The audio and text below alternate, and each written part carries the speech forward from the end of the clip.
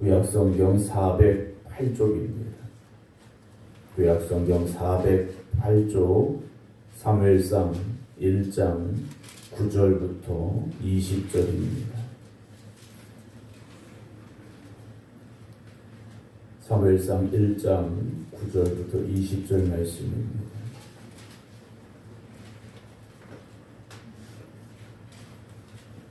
그들이 실로에서 먹고 마신 후에 한나가 일어나니 그때 제사장 엘리는 여호와의 전 문설 주곁 의자에 앉아 있었더라.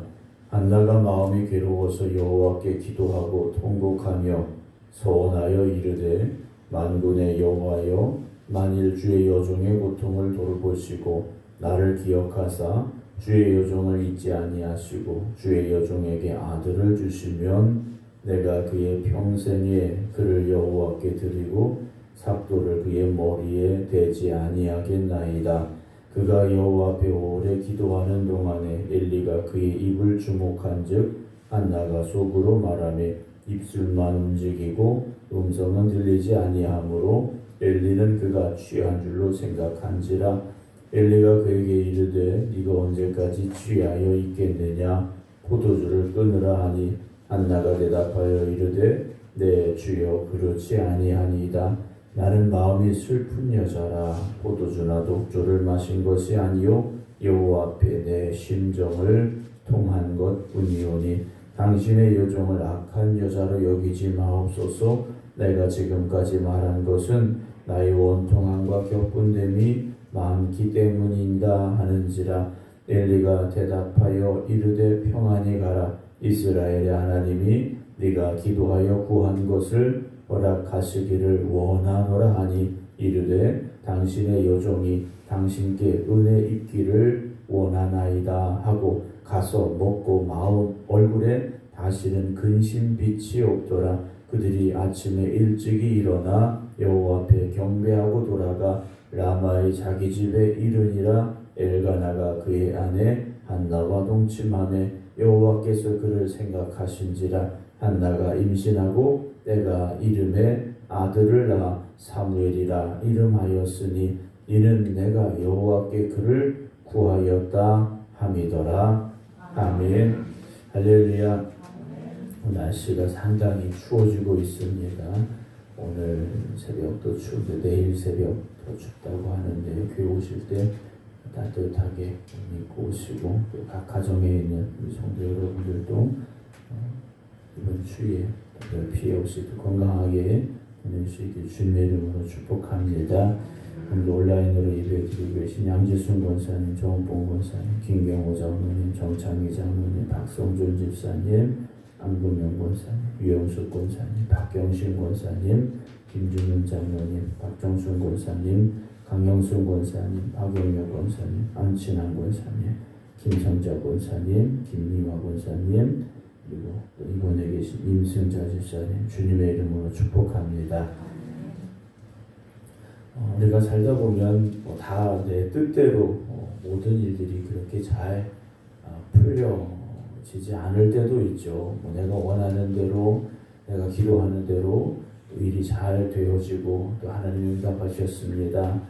고백할 수 있는 시간들도 있지만 또 그 반대로 내가 그렇게 간절히 원하는데 내가 원하는 대로 일이 되어지지 않고 또 내가 하나님 앞에 그렇게 부르짖어 기도했는데 하나님의 응답이 없는 그런 상황들을 만날 때가 있습니다. 우리의 삶이 조금씩 달라지고 또 좋은 방향으로 바뀌어가면 그 사람은 희망을 가지고 소망을 가지고 살아갈 수 있겠지만 반면에 상황이 변하지 않고 아니 오히려 더 상황이 점점 더 안 좋아진다면 그 사람은 하루하루 살아가는 게 너무나도 힘들고 어려울 수밖에는 없을 겁니다. 이제 어제 한나라는 여인이 이제 있었고 그 여인이 임신하지 못함으로 인하여서 여러 가지 힘들고 어려운 또 고통 가운데 처했음을 우리가 보게 되었는데요. 오늘 9절에 이들이 또다시 하나님 앞에 나아간 상황입니다. 그들이 실로에서 먹고 마신 후에 제사를 드리고 나서 그들이 이제 함께 음식을 먹었는데 한나가 일어나니 그때에 제사장 엘리는 이라고 되어 있죠. 아마도 한나는 어제드린 8절 말씀처럼 먹지 못했던 것 같습니다. 뭐 단지 입맛이 없어서가 아니죠. 정말 하나님 앞에 나와서 해마다 정말 간절히 부르짖어 기도했는데 한 해 한 해 달라지는 건 자기가 나이를 먹는 것밖에 없는 겁니다. 더 좋은 일, 더 나은 상황, 그 여인이 기도하는 아들을 가지게 되는 일들은 일어나지 않고 나이만 점점 들어가고 있더라는 거죠. 아마도 한나라는 여인은 9절에서도 다른 식구들이 다 즐겁게 맛있게 먹고 있는데 아마 먹지 못했으리라 우리가 생각을 할 수 있습니다. 이 여인이 일어나서 어디로 갑니까? 하나님의 전으로 가죠. 그때 제사장 엘리는 여호와의 전 문설주 곁에 의자에 앉아 있었더라 그랬습니다. 아마 성전에 되어지는 일들을 이렇게 지켜보고 있었던 것 같은데 10절 한나가 마음이 괴로워서 여호와께 기도하고 통곡하며 라고 되어 있습니다. 이 여인이요 마음이 괴로웠습니다. 그런데 마음이 괴로운 여인이 어디로 갔습니까? 하나님 앞에 갔고 하나님 앞에 기도하는데 어떻게 기도했느냐? 통곡했다라고 되어 있습니다. 이 여인이요 하나님 앞에서 자신의 모든 고통과 아픔, 괴로움을 다 눈물로 쏟아내며 기도하기를 시작했다라는 거죠.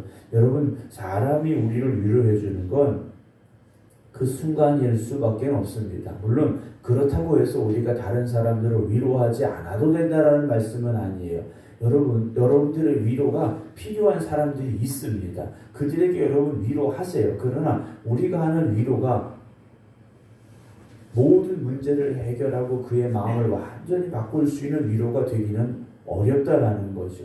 진정한 위로는 하나님으로부터 오는 위로하심이 있어야 됩니다.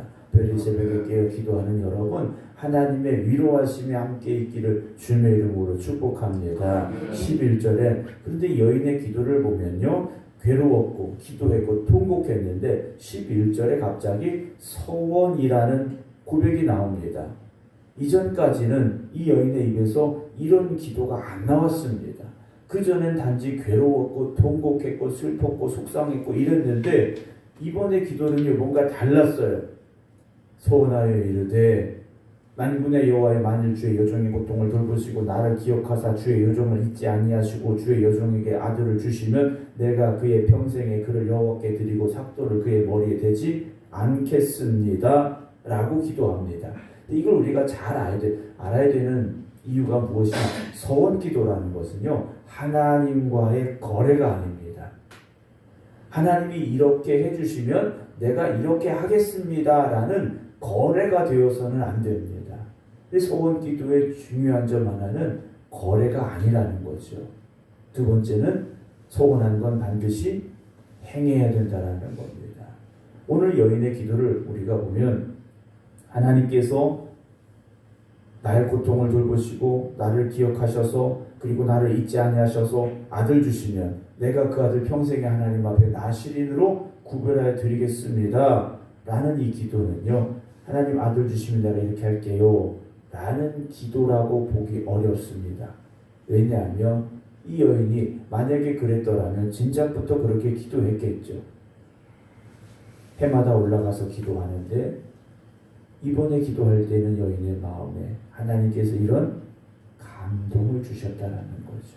그러니까 소원 기도는요 우리가 억지로 어떤 거래를 하나님과 거래를 하기 위해서 하는 그런 나의 일방적인 요구와 또 나의 약속이 아니라 하나님이 우리의 마음을 감동시켜 주실 때 그런 기도가 우리 입에서 나와야 된다라는 거죠. 그러니까 소원 기도는요 남발해서는 안 됩니다. 그냥 뭐 하나님 이렇게 해주면 나도 이렇게 할게요 이런 기도가 되어서는 안 된다라는 거죠. 이 여인은요 아들이 정말 소중하게 또 귀하게 생각되는 여인입니다.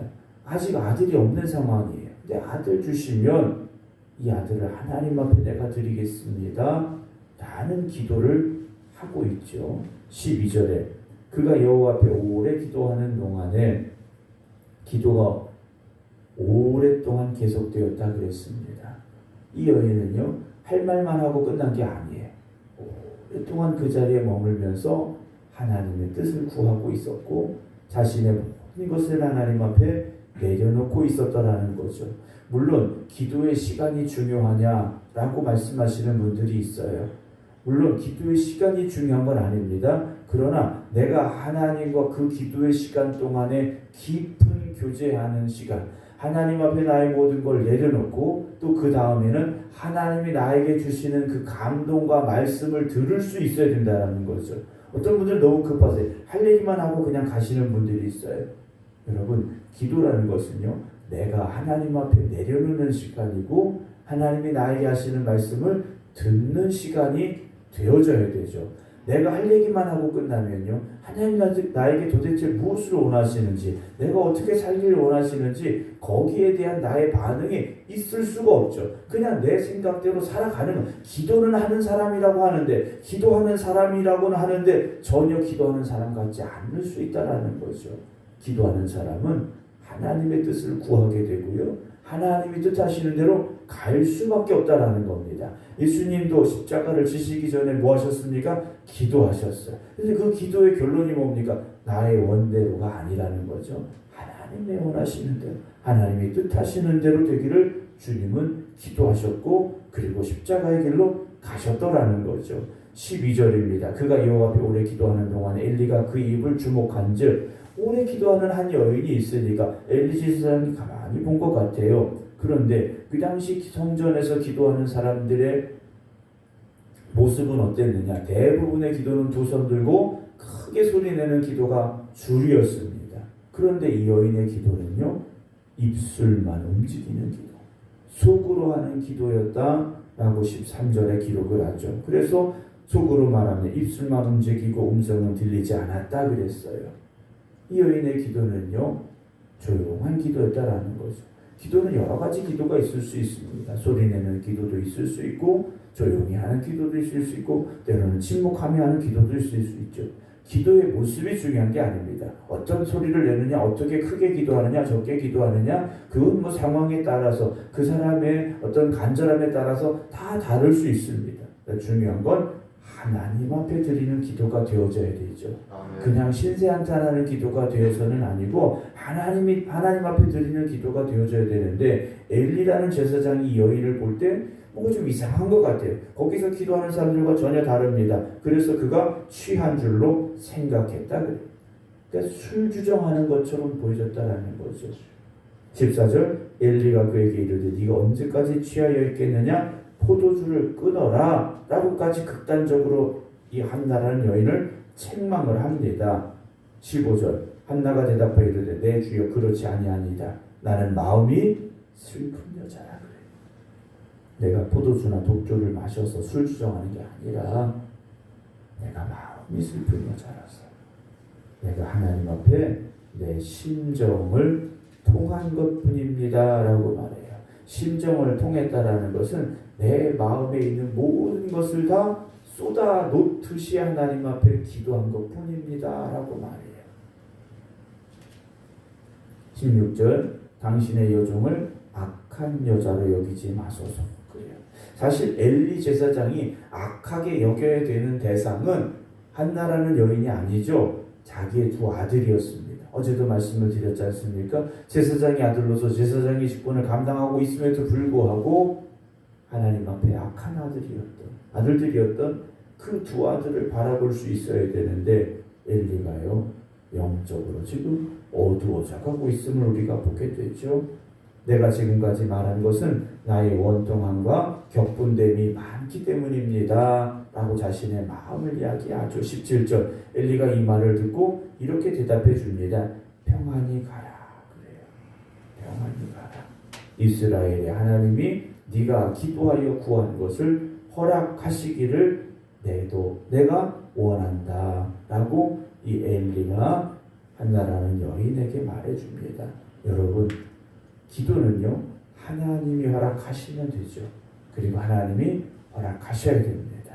우리가 아무리 기도해도요, 하나님의 허락이 아니라면, 즉 하나님의 때가 아니라면 아직은 아닐 수 있다는 것을요, 우리가 알아야 되죠. 우리가 아무리 내가 일주일 금식하며 기도합니다.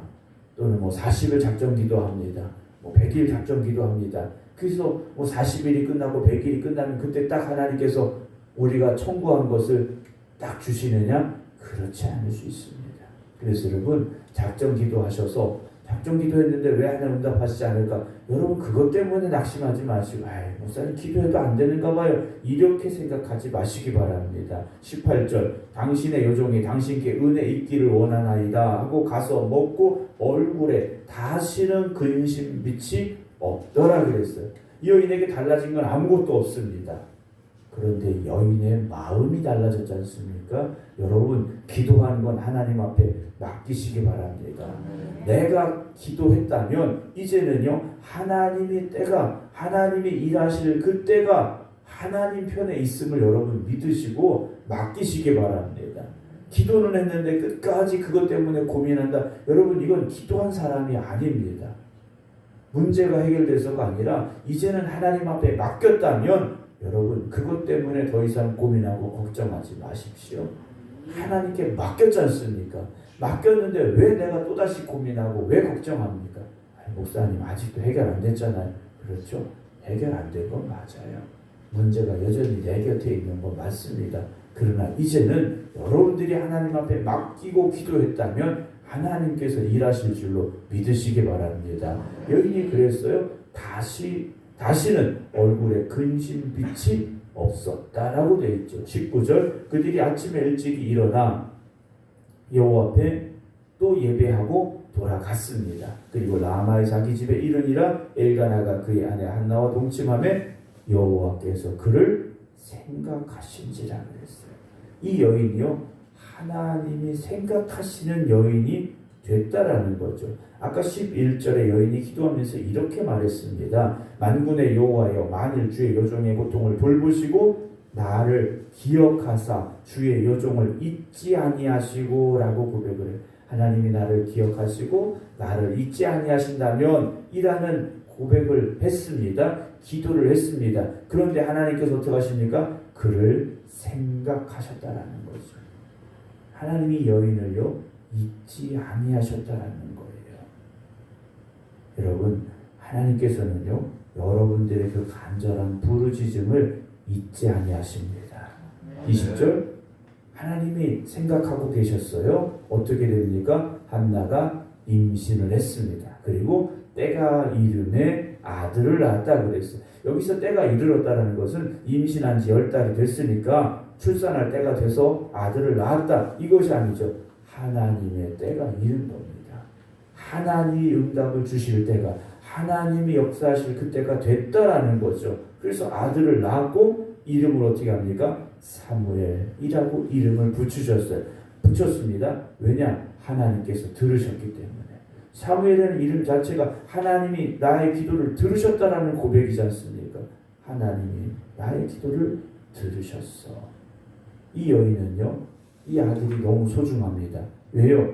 하나님이 내 기도를 들으셨기 때문에 소중한 거예요. 지금까지 아들을 갖고 싶었는데 아들을 낳아서가 아니라 하나님이 내 기도를 들으셨기 때문에 너무나도 감사하고 이 아들이 소중한 겁니다. 뭐라고 말합니까? 이는 내가 여호와께 그를 구하였다 함이더라. 하나님 앞에 내가 이 아들을 구했는데 하나님이 나를 잊지 아니하시고 기억하셔서 아들을 주셨습니다. 라고 고백을 하죠. 그러면 이제 할 일이 남았지 않습니까? 하나님이 아들 주시면 나는 그 아들을 평생 동안 하나님 앞에 드리겠습니다. 라는 이 여인의 이제 응답이 남아있지 않습니까? 하나님이 응답하셨어요. 이제는 이 여인이 그 소원에 대해서 행할 때가 됐다라는 사실이죠. 사랑하는 성도 여러분, 하나님은 우리를 가장 잘 알고 계십니다.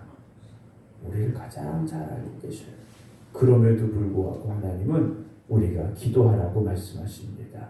주님께서요, 우리가 기도해야 된다고 말씀하셨습니다. 기도 외에는 다른 방법이 없다고 말씀하셨습니다. 오늘도 이 새벽 이 성전에서 또 각자의 가정에서 깨어있는 여러분, 그저 우리가 이 새벽에 깨어있습니다. 이것이 아니라 기도하는 여러분들이 되시기 바랍니다. 2023년 하나님 앞에 기도하시기 바랍니다. 하나님은 여러분들을 잊지 아니하시고 기억하실 것입니다. 그리고 하나님의 때가 되면 여러분들의 기도에 반드시 응답하여 주시는 하나님이 되심을 믿으시고 여러분들의 얼굴에 기쁨과 은혜와 그리고 감사로 가득하게 되기를 주님의 이름으로 축원합니다. 기도하겠습니다. 오늘도 살아계시며 우리와 함께 하시고 우리의 간절한 부르심을 들으시는 하나님, 오늘도 이 새벽 우리가 하나님 앞에 나와 또 각자의 가정에서 깨어 하나님 앞에 기도드립니다. 한나와 같은 그 간절함으로 하나님 앞에 엎드렸습니다. 하나님 앞에 기도합니다. 하나님 우리를 잊지 아니하시고 기억하여 주시옵소서. 우리의 부르짖음을 하나님 들으시고 기억하여 주시옵소서. 그래서 하나님의 때가 되었을 때 한나에게 응답하셨듯이 우리에게 응답하여 주실 줄로 믿사오니 이제는 더 이상 저들이 근심하며 염려하여 걱정하는 것이 아니라 하나님 앞에 맡기고 기뻐하며 감사하며 은혜 가운데 살아가게 하여 주시옵소서. 2023년 우리의 삶이 한나와 같은 삶이 되게 하여 주시옵소서. 하나님 앞에 모든 것 맡기고 기도하는 삶이 되게 하시고 하나님의 응답과 역사심이 임하는 한 해가 되게 하여 주시옵소서. 추운 날씨가 계속되어지고 있습니다. 성도들의 건강을 지켜주시옵시고